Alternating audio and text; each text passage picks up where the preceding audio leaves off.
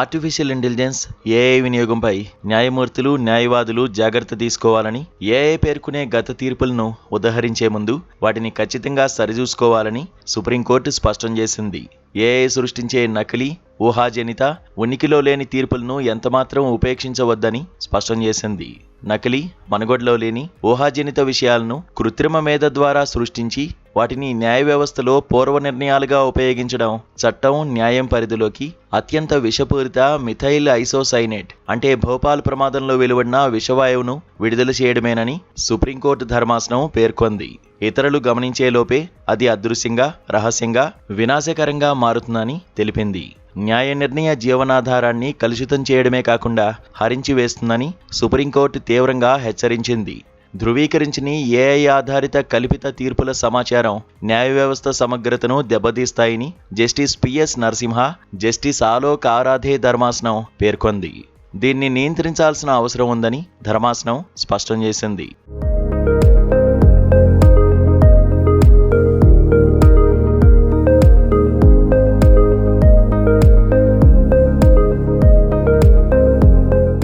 SL infra projects దివాలా కేసులో 2024లో నేషనల్ కంపెనీ లా ట్రైబ్యునల్ ఇచ్చిన తీర్పును, దీనిని సమర్థిస్తూ 2025లో national company law appellate tribunal తీసుకున్న నిర్ణయాన్ని కొట్టివేస్తూ సుప్రీంకోర్టు ధర్మాసనం ఈ వ్యాఖ్యలు చేసింది.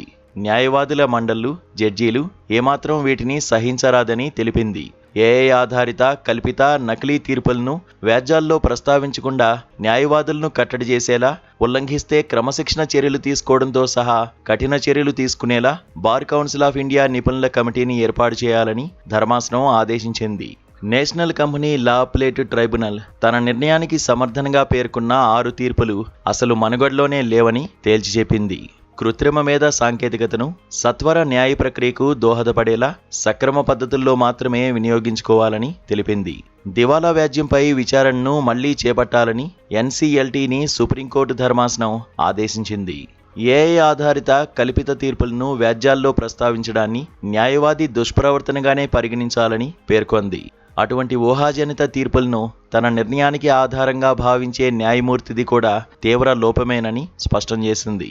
జడ్జీలు తీసుకునే ఇటువంటి నిర్ణయాలు న్యాయ వ్యవస్థ పవిత్రతను దెబ్బతీస్తాయని ధర్మాసనం వ్యాఖ్యానించింది.